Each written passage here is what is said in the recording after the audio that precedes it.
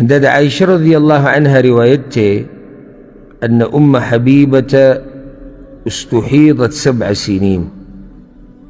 أم حبيبة رضي الله عنها بنت جحش، دا أم حبيبة كما يديك دا بنت جحش، دا جحش لور، أو دا عبد الرحمن بن عوف رضي الله عنه بيبي دا بيجن عبد الرحمن بن عوف شنو جيت أوريد لي شنو أوريد لي نور تبوس أنكو شنو أوريد لي دا عبد الرحمن بن عوف دا مشهور صحابي بيبي دا، أو دا زينب بنت جحش رضي الله عنها خور دا تياغ دا رسول الله صلى الله عليه وسلم بيبي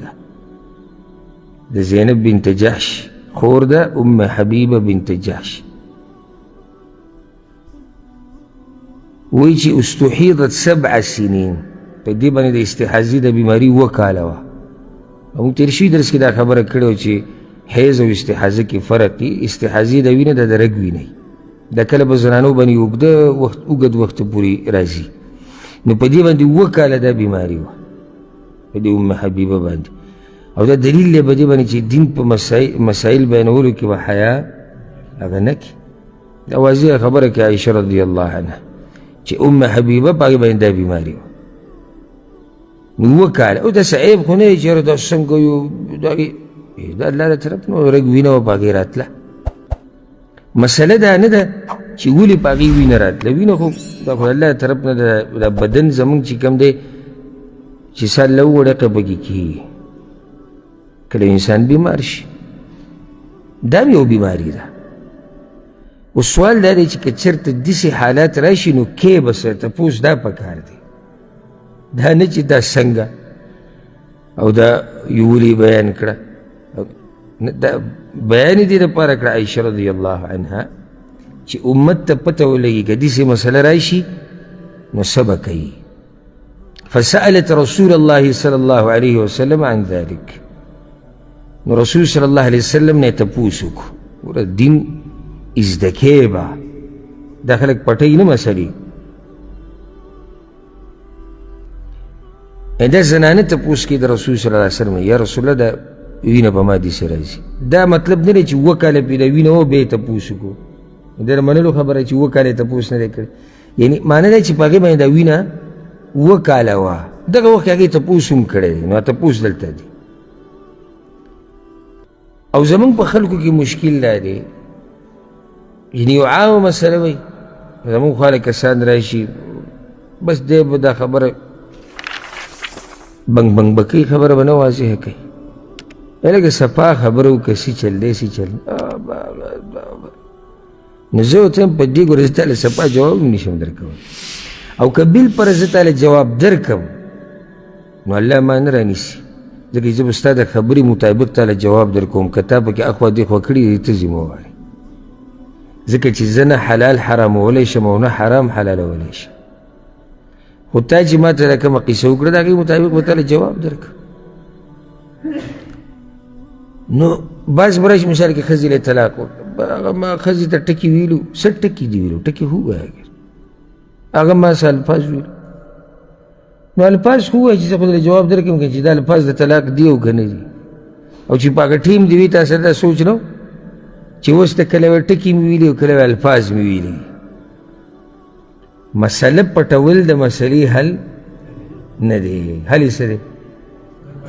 راښکاره یې که ډاکټر ته، څنګه چې د بدن ډاکټر دي داسې د دین ډاکټر دي.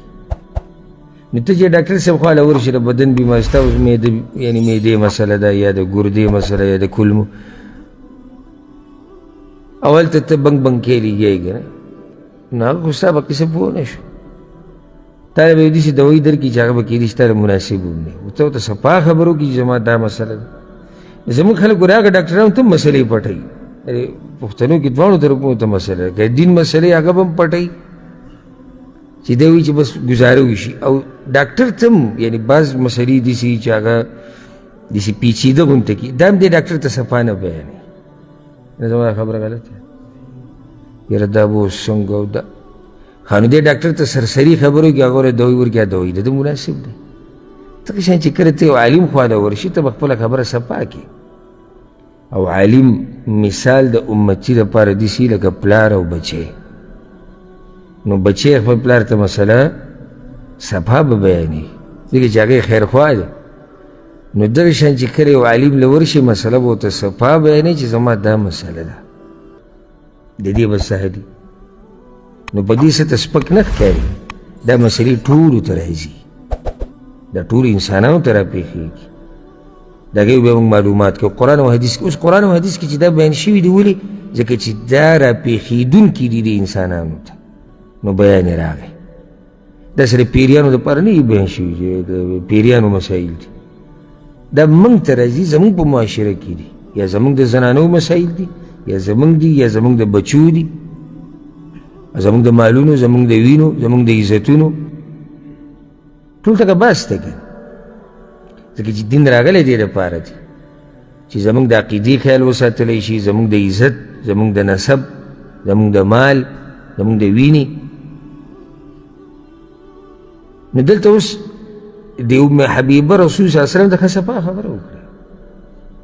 چې یا رسول الله په ما باندې استحاضې د وینه راځي اور وخي نو زه به څه کومه فامرها ان تغتسل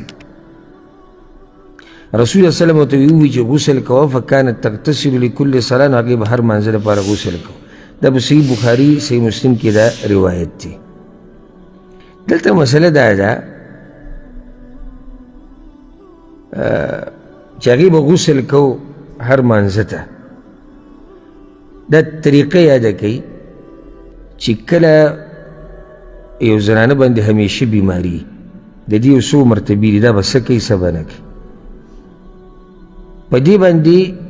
لازم دا دي چې هر مانځه دپاره به اودس چاردام کوي لکه مخکې حدیثونه تېر شوي هر مانځه دپاره اودس چاردام لکه مازدیګر لمونځ کوي چاردام به وکړي ماښام دپاره چاردام او دا مسله د هغه چا دپاره هم ده چې چا نه د میچازو قطرې ځي په مخ یا د چا نه هوا وځي یا بله بیماري شي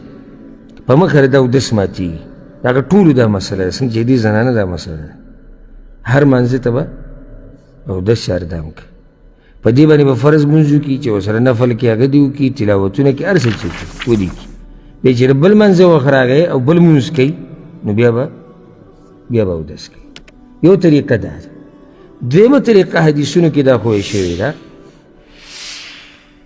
چې دا د غسل کوي هر مانځله او دا ګران کار دی او لازم نه دی درېیمه طریقه دا ښویې شوې ده چې دوه لمونځونه به یو ځای کوي او د دې دپاره به غسل کوي نو څو غسلونه پرې راځي درې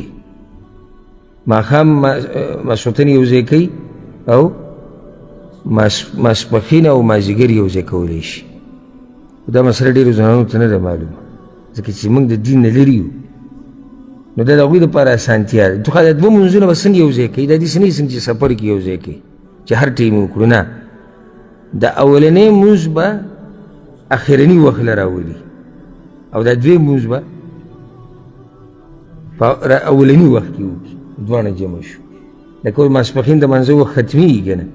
د اخري وخت کې به دا کوم لمونځ وکړي ماسپښین ورپسې به مازدیګر نو چې دوه لمونځونه یو ځای کوي نو بیا به څه کوي بیا به غسل کوي او که هر لمونځ جدا کوي نو بیا اودس چاردام پې لازم دی هر منځه دپاره اودس چاردام دا لازم دی دې سره بله اهمه مسله چې تعلق ساتي هغه ده چې کومې زنانه باندې د استحاضې د بیماري د رګ د وینه پرې راځي په مخه دا داسې نه څنګه چې زنانه باندې د حیض بیماري راځي دا به روژه هم نیسي دا به لمونځ هم کوي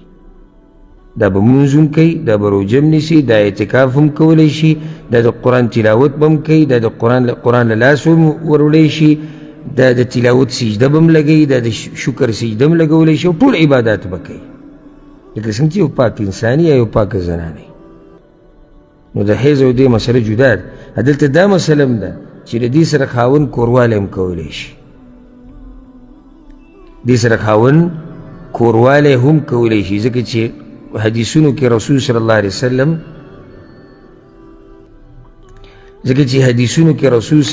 وسلم د دې نه منع نه ده کړې او سبحان الله صحابه کرامو د بیبیانې چې دي په دوی کې 18 زنانو په باره کې راځي چې په باندې دا بیماري وه 18 زنانه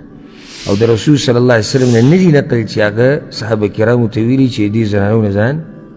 لرې ساتئ او رسول صلی الله علیه وسلم راغلی و د دین د بیانولو لپاره دا نشي کېدی چې رسول صلی الله علیه وسلم د یو مسله په امت کې نه هغو ته ضرورت وي او هغه دې نه بیانوي د هغه ذمهواري او بیانول نو چې کله یو زنانه باندې د استحاضې د بیماري نو خاوند ورسره کوروالی کولی شي